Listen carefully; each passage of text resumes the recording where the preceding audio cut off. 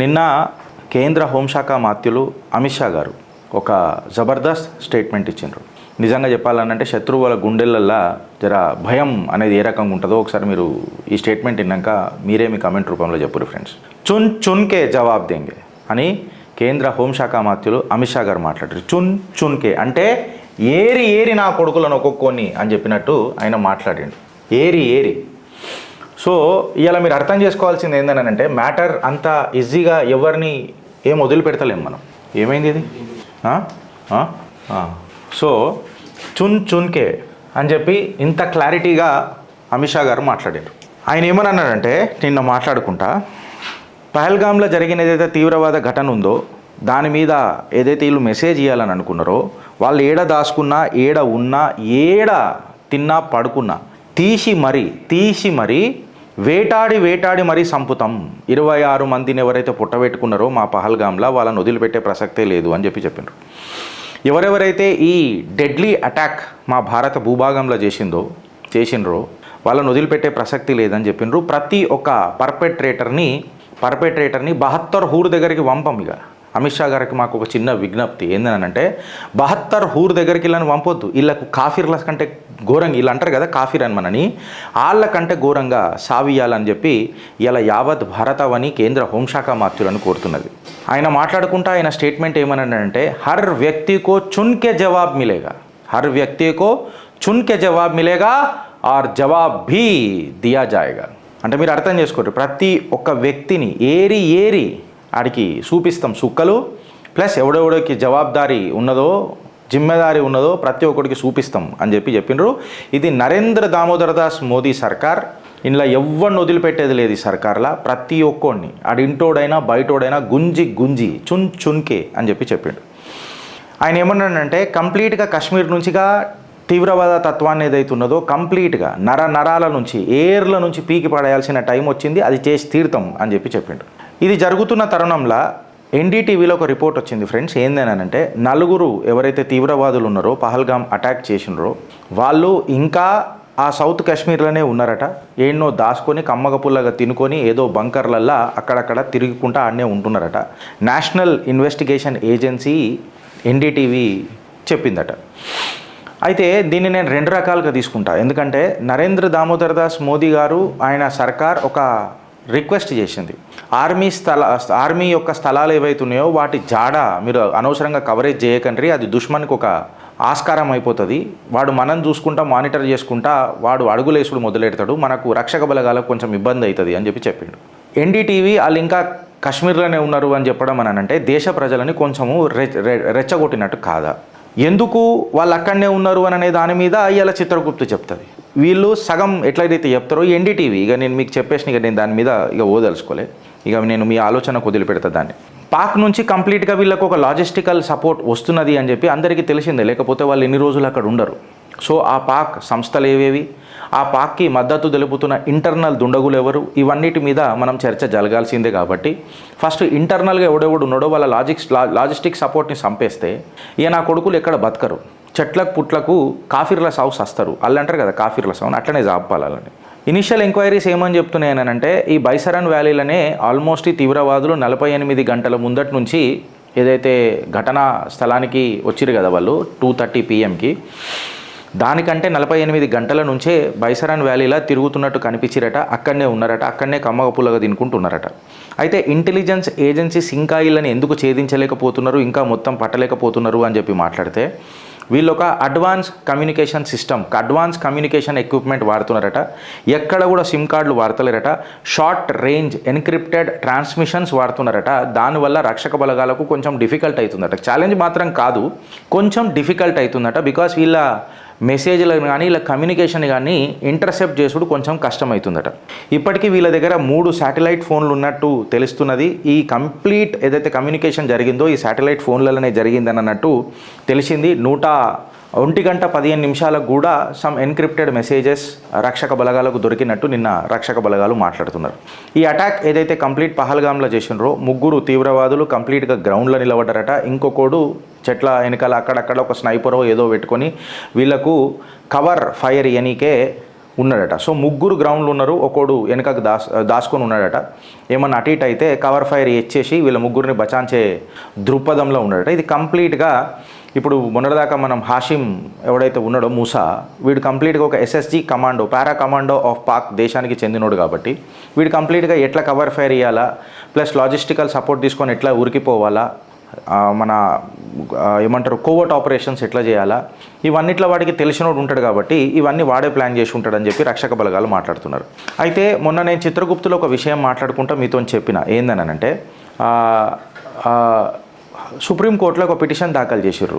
ఎవరు, మన ఫతేష్ కుమార్ సాహు, మొహమ్మద్ జునేద్, వికీ కుమార్, వీళ్ళందరూ ఒక పిటిషన్ దాఖలు చేసి పాక్తోని మనము చర్చలు జరపాలా, చర్చలు జరిపి అసలు ఇది ఎట్లా జరిగింది, ఏం కథ అనేది ఏజెన్సీస్ అన్ని దీన్ని దర్యాప్తు తీయాలా, మా సేఫ్టీకి ఎవరు రక్షణ ఇస్తారు అని చెప్పి కొంతమంది కాశ్మీరియత్ ప్రదర్శించడానికి ప్రయత్నం చేశారు.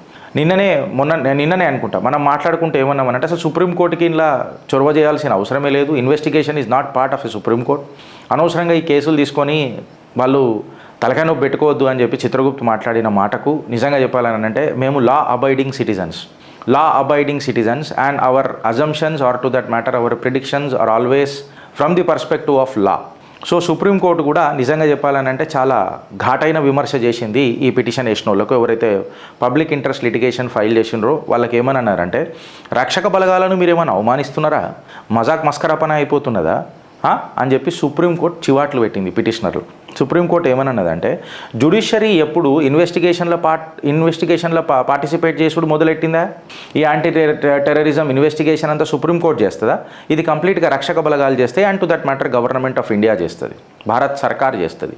మేము సుప్రీంకోర్టులో ఎప్పుడు ఇన్వాల్వ్ అయ్యి దీనిలో కూర్చుంటున్నాం. అయినా ఇప్పుడు సుప్రీంకోర్టు రక్షక బలగాలకు మేము డైరెక్షన్ ఇవ్వాలా? ఇది రక్షక బలగాలను మేము అవమానించినట్టు కాదా? వాళ్ళ బాధ్యత బరువులు వాళ్ళకు తెలియదా భారత్ పట్ల? అయినా మీరు భారతీయులు కాదా, మీకు తెలియదా? ఇవాళ అందరం కలిసికట్టుగా ఉండి రక్షక బలగాల మనోధైర్యానికి మనం నిలబడాలి. కానీ ఇట్లా ఇష్టం వచ్చిన అడ్డమైన పిల్లులు వేసుకొని కోర్టు టైం వృధా చేసి భారతీయులై ఉండి భారత్నే అవమానించి భారత్లో ఉన్న రక్షక బలగాలను అవమానిస్తానంటే నడుస్తుందా? ఇది మీ డ్యూటీ కాదా భారత్ పట్ల అని చెప్పి గట్టిగా విమర్శ చేసి చివాట్లు పెట్టింది. ఇది మన రక్షక బలగాలను అవమానించినట్టు అవుతుంది. Supreme Court is not an expertise in directing the armed forces to investigate this matter. అది మా ప్రొవిజన్ ఆఫ్ థింగ్స్లోనే రాదు అని చెప్పి సుప్రీంకోర్టు చివాట్లు పెట్టింది. అది జరుగుతుంటే పహల్గామ్లా ఏదైతే మన ఇది అటాక్ జరిగిందో, పహల్గామ్లో ఏదైతే మనకు అటాక్ జరిగిందో, ఇక్కడ మీరు గుర్తుపెట్టుకోవాల్సింది ఏంటంటే, పాక్ దేశానికి సంబంధించిన యువతి, ఈమె మనోన్ని ఆన్లైన్ నికా చేసుకున్నదట. మనోన్ని మళ్ళీ ఈడెవడు సిఆర్పిఎఫ్ జవాన్. ఈ సిఆర్పిఎఫ్ జవాన్ని జమ్మూ అండ్ కాశ్మీర్లో ఈ యువతి పాక్ దేశానికి సంబంధించిన ఈ యువతి మహిళ ఆన్లైన్ నికా చేసుకున్నదట. ఇప్పుడు జమ్మూ అండ్ కాశ్మీర్ హైకోర్టు ఏమన్నదంటే, ఏం చేస్తున్నారా మీరు, అసలు ఏమనుకుంటున్నారా మీరు, దేశంలో లా అండ్ ఆర్డర్ అంటే ఇష్టం వచ్చినట్టు ఒక్కొక్కడు బిహేవ్ చేసుకుంటూ పోతానంటే కుదురుతుందా? ఈ ఆన్లైన్ నికా అనేది చెల్తుందా? అసలు ఈ క్రాస్ బార్డర్ పిటిషన్ ఏందిరా కపుల్లకు, నాకు అర్థం కాదు. ఆన్లైన్ నికా ఏంద్రా అంటే ఈడు సొక్కమైనోడు ఏడుస్తున్నాడు, ఈ సిగ్గు తప్పినోడు. ఈ మహిళది వీసా ఏదైతుందో 22 మార్చ్ 2025కి ఎక్స్పైర్ అయిపోయింది. ఇది చెప్పుతో కొట్టాలా, దేంతో కొట్టాలి ఇప్పుడు చెప్పురు నాకు? మనకేమైనా సత్సంబంధాలు ఉన్నాయా పాక్తో? ఆడ 26 మందిని పొట్టన పెట్టుకొని పోతే ఈ నా కొడుకు పెళ్ళంబోతుందని ఏడుస్తున్నాడు. నాకు కనికరం లేదు, నాకు అస్సలు కనికరం లేదు, మానవత్వం అనేది అసలే లేదు నాకు. When it comes to my country, దేశం అననే ఒక టాపిక్ వచ్చినప్పుడు కనికరం అనేది ఉండొద్దు ఫ్రెండ్స్. ఉండాలన్నా మీరు కామెంట్ రూపంలో చెప్పురు నాకు. ఇవాళ డిఫెన్స్ మినిస్టర్ రాజ్నాథ్ సింగ్ గారు మన యుఎస్ డిఫెన్స్ సెక్రటరీ ఎవరైతే ఉన్నారో హెక్సేత్ గారితో మాట్లాడితే కూడా హెక్సేత్ గారు పహల్గామ్ టెర్రర్ అటాక్ని తీవ్రంగా ఖండిస్తూ, ఖచ్చితంగా భారత్ పక్కన అమెరికా ఖచ్చితంగా నిలబడుతుంది, మీకు అన్ని రకాలుగా మద్దతు తెలుపుతుంది అని చెప్పి డిఫెన్స్ సెక్రటరీ పేట్ హెక్సెట్ గారు కూడా మాట్లాడినారు. ఇప్పుడు ఈ సెంట్రల్ రిజర్వ్ పోలీస్ జవాన్ గాడు ఎవడైతున్నాడో వీడు పెళ్ళాం కోసం ఏడుస్తున్నాడు. ఆన్లైన్ నికా చేసుకొని, మళ్ళీ నికా కూడా చేసుకున్నాడు కాదు, ఇష్టం వచ్చినట్టు ఇలా జాగిర్లు అయినట్టు వీళ్ళు ఇష్టం వచ్చినట్టు చేస్తున్నట్టు. ఇక ఏందో ఏమో నాకు అర్థం కాదు. మళ్ళీ షరియాల పరిమితం అయితే అదరా ఆన్లైన్ నికా? నాకు మాట చెప్పురు అంటే మీకు మీరే మళ్ళీ అప్పుడు ఉన్న అదరా ఆన్లైన్ అనేది ఇంటర్నెట్ ఉన్న అదరా అప్పుడు మళ్ళీ నాకు వస్తాయి ఇక చెప్తున్నా కదా గలీజ్ మాటలు. ఏడు దాకా దారి తీస్తారా బాయ్ దేశాన్ని, నాకు అర్థం కాదు. ఆన్లైన్ నికా అనట. మళ్ళీ ఆమె వీసా రాజ్యాంగబద్ధంగా 22 మార్చ్ 2025కి ఎక్స్పైర్ అయింది. మళ్ళీ పోవాలి కదా. నాకు తిట్టాలంటే కూడా ఇప్పుడు పెద్దగా ఆమె భారతీయ నారి కూడా కాదు, కానీ ఏందని అంటే ఒక పెంపకం అనేది ఉంటుంది కదా, ఏడ్చేస్తుంది కదా పెంపకం అనేది. అందుకనే నోరు మూసుకొని కూర్చుంటున్నా. మళ్ళీ ఎవరు మాట్లాడతలేరు ఈ విషయాలపైన. ప్రాబ్లం ఆడొస్తుంది. దీని మీద ఇంకా మళ్ళీ కోర్టులలో కేసులు. ఇక మీరు చెప్పురు ఫ్రెండ్స్, దీని మీద మనం మాట్లాడదామా వదిలేద్దామా అని చెప్తున్నా. ఒక మొహత్తర్మా ఉన్నది, మొహత్తర్మా పాకిస్తాన్లో ఒక మొహత్తర్మా ఉన్నది. ఈమె ఏమంటుందంటే, ఈమె పేరేమున్నదనంటే, ఈమె పేరేమో ఉండే పల్వాషా మొహమ్మద్ జై ఖాన్, సెనేటర్, ఈమె పాక్ సెనేటర్. ఆమె ఏమంటుందంటే, మొట్టమొదటి బ్రిక్కు యుద్ధం జరిగిందంటే మొట్టమొదటి బ్రిక్కు ఏదైతే ఇటుక ఉంటుందో అయోధ్యను మళ్ళీ ఒకసారి కూల్చేసి బాబ్రీ మస్జిద్ కట్టుకుంటా మేము ఇటుక పెడతాం. మన సిపా సాలార్ చేస్తారట. ఈ సిపా సాలార్ ये साला है, भारत देश का साला है, सिपा सालार नहीं है पाक का, हमारा साला है. బామ్మర్దిడు మాకు బామ్మర్ది సిపా సాలార్ అట, ఇటుక పెడతాడట. సిగ్గుశరం ఉండాలా ఈమెకు మాట్లాడనీకే, మళ్ళీ చిచ్చు పెట్టనీకే, ముస్లింల నీడలు రెచ్చగొట్టనీకే. మా అయోధ్య రామ మందిరం మీద మీకెందుకు వస్తున్నది బాగా మండుతున్నది? మీరు ఎన్ని గుళ్ళు వలగొట్టిరాడా మాకు తెలియదా? ఎంత పాపులేషన్ ఉంటే పాకలా హిందువులది మాకు తెలియదా?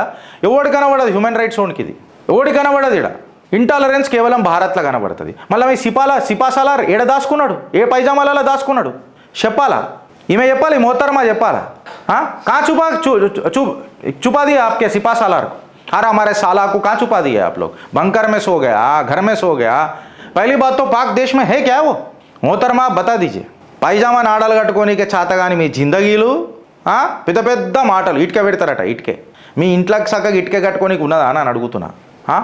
ఇవాళ ఏరుగా పోతే కడుక్కోనికే నీళ్లు లేవు మీకు చక్కగా, మీరు పెద్ద పెద్ద మాటలు మాట్లాడతారు. సిపా సాలార్ ఏం కట్టలు కడతాడా మీకేమన్నా ఇప్పుడు వచ్చి? సిపా సాలార్ మళ్ళీ ఎడ దాచుకున్నాడు మా సాలగాడు చెప్పురి. ఈ ప్రశ్నలు ఇప్పుడు వీళ్ళని అడిగితే భగభగ మంటలేస్తుంది. కిందికైనా ఒకటి పెడతాడు, అరే గిరీష్ నిన్న ఒకటి నీ మీద దాడి చేసిండు కాబట్టి నా బాధ అదే కదా, నా బాధ అదే కదా. మా మీద దాడి చేసిండు రా పోయి కరెక్టే. మళ్ళీ మీ వాడు ఏడ దాచుకున్నాడు రా, నేను దాచుకోలే కదా, ఇగో నేను బయట వచ్చి మాట్లాడుతున్నా. I will rise tall. మళ్ళీ మీ వాడు ఏడ దాచుకుంటూ చెప్పుర్రి. ఇలా ఎలక్షన్ కమిషన్ కూడా ఒక జబర్దస్త్ న్యూస్ ఇచ్చింది ఫ్రెండ్స్ భారతవానికి. ఎవరెవరైతే వేరే దేశాలలో పుట్టినరో వాళ్ళకు ఓటింగ్ రైట్స్ అన్ని తీసి పడదొబ్బింది. బర్త్ సర్టిఫికేట్ లింక్ చేసుడు మొదలెట్టింది ఓటర్ ఐడికి.